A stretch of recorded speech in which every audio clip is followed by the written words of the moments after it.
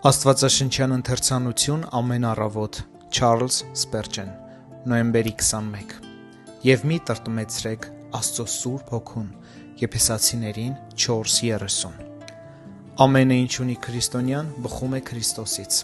բայց տրվում է նրան բացառապես շնորհքի Հոգու միջոցով։ Ավելին, ինչպես բոլոր օրհնությունները մեզ վրա թափվում են Սուրբ Հոգու միջոցով, այնպես էլ ցանկացած բարի մտադրություն, ցանկացած անկեղծ աղոթք, ցանկացած բարի գործ հանդիսանում է Հոգու սրբացնող ներգործության հետևանքը։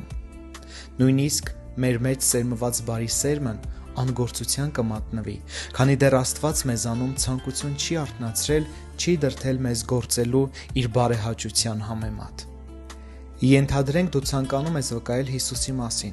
ինչպես կարող ես դու դա անել, եթե Սուրբ Հոգին չդիպվի քո շուրթերին։ Ենթադրենք դու ցանկանում ես աղոթել, ինչ ապարդյուն ջանք կլինի դա, դեռ Սուրբ Հոգին չի միջնորդել քեզ համար։ Ցանկանում ես հաղթահարել մեղքը, ուզում ես արդար լինել եւ հետևել Հիսուսին։ Ցանկանում ես հասնել հոգեվոր կյանքի աստղային բարձունքներին։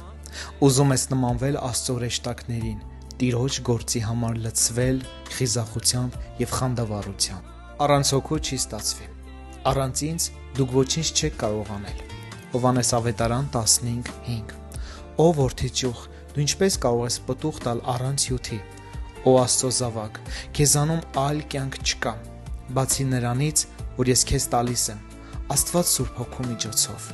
Ուրեմն եկեք չտրտմեցնենք եւ չբարկացնենք նրան մեր մեղքերով։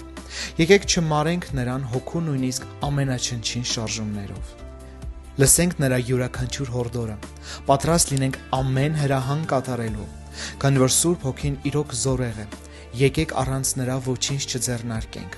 Մի սկսեք ոչ մի գործ, մի շարունակեք ոչ մի սկսած նախաձեռնություն եւ մի կնքեք ոչ մի տեսակի պայմանագիր առանց նրանից օրհնություն խնդրելու։